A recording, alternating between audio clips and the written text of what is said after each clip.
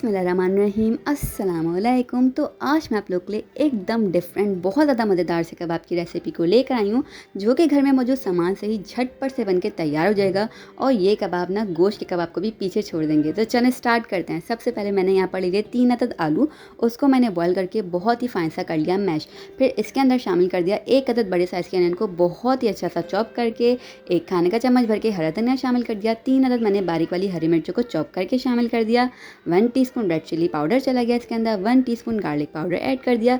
साथ ही साथ ऐड कर दूंगी 1 टीस्पून इसके अंदर धनिया पाउडर, 1 टीस्पून सॉल्ट शामिल किया। आप सॉल्ट को कम ज़्यादा कर सकते हैं अपने जायके के मुताबिक। अब बहुत ही अच्छा सा आपने कर लेना है इसको मिक्स। तो ये देखिए, ये सारा का सारा सामान हर वक्त ही घर में मौजूद होता ही है हर किसी के।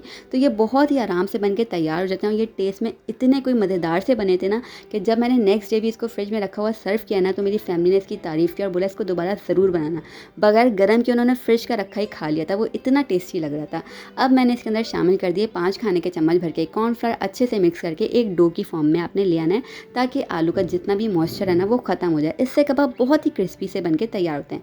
अब हाथों को हल्का सा मैंने ऑयल से कर लिया ग्रीस। आप चाहें तो पानी लगा के थोड़ा सा गीला कर लीजिएगा, इससे कबाब का शेप अच्छा आता है। अब मैं यहाँ पर इसको शेप दे रही हूँ सीख कबाब का। आप चाहें तो कोई सा भी शेप दे सकते हैं, इसको नगेट्स का भी शेप दे सकते हैं या शामी कबाब का भी शेप दे सकते हैं।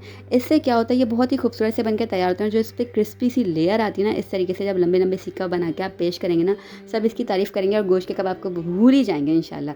अब देखिए, मैंने इस तरीके से हाथों की मदद से इसको शेप दे लिया। अब मैंने क्या करना है, इस तरीके से मैंने ले लिए 2 अदद स्क्यूअर। चाहें तो आप ये भी इस्तेमाल कर सकते हैं। थोड़ा सा इसमें क्या होगा, इंसर्ट करके ना एक इम्प्रेशन सा आ जाएगा सीख का, ठीक है। और 2 से काम चलेगा इसका, एक जो है ना इसका वेट जो है बर्दाश्त नहीं कर पाएगा। तो 2 स्क्यूअर मैंने इस तरीके से इंसर्ट करके इसको शेप दे लेना है। इससे भी बहुत ईजीली ये शेप में आ जाएगा और फ्राइंग के टाइम पे भी आपको मसला पेश नहीं आएगा।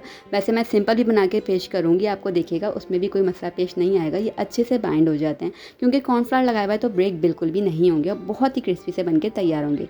अच्छा देखिए, अगर कॉर्नफ्लावर मौजूद नहीं है ना, तो आप चावल का आटा भी इस्तेमाल कर सकते हैं।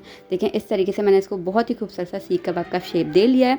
अब इसी तरीके से हमने सारे के सारे बना लेना है। थोड़ा सा हाथों को ग्रीस करते रहेंगे और सारे के सारे बना के प्रिपेयर कर लेंगे। अब चलें जल्दी से फ्राई कर लेते हैं। तो यहाँ पर मैंने मीडियम टू लो फ्लेम पर पहले से तेल गर्म करने को रख दिया था और आपने मीडियम टू लो फ्लेम पर ही इसको करना है फ्राई। क्योंकि क्या है ना, अंदर डला हुआ है कॉर्नफ्लावर, तो ये कच्चे ना रहें, इसमें पाउडर का फ्लेवर फील ना हो। तो आपने मीडियम टू लो फ्लेम पर इसको दोनों साइड से अच्छा सा पकने देना है। गोल्डन कलर आने तक इसको आराम से पकने देंगे। तकरीबन 3-3 मिनट तक आपने दोनों साइड से इसको पकने देना है। तो अब घर में दावत हो या एकदम से मेहमान भी आ जाना, तो देखें झटपट से सारा का सारा सामान तो किचन में मौजूद होता ही है। तो आप ये बना के उनको सर्व ज़रूर कीजिएगा। सब आपकी तारीफ़ करेंगे, सब आपकी वाह वाह करेंगे। बस यहाँ पर देखें कबाब अच्छे से फ्राई हो गए थे, मैंने इसको निकाल लिया और ये बहुत ज़्यादा टेस्टी से बने थे। आप इस रेसिपी को ज़रूर ट्राई कीजिएगा, आपको इंशाल्लाह अच्छी लगेगी। और रेसिपी आपको अच्छी लगे तो प्लीज़ वीडियो को लाइक और शेयर ज़रूर कीजिएगा और चैनल को सब्सक्राइब कर दीजिएगा। हम फिर मिलेंगे, तब तक अपना ख्याल रखिएगा। अल्लाह हाफ़िज़।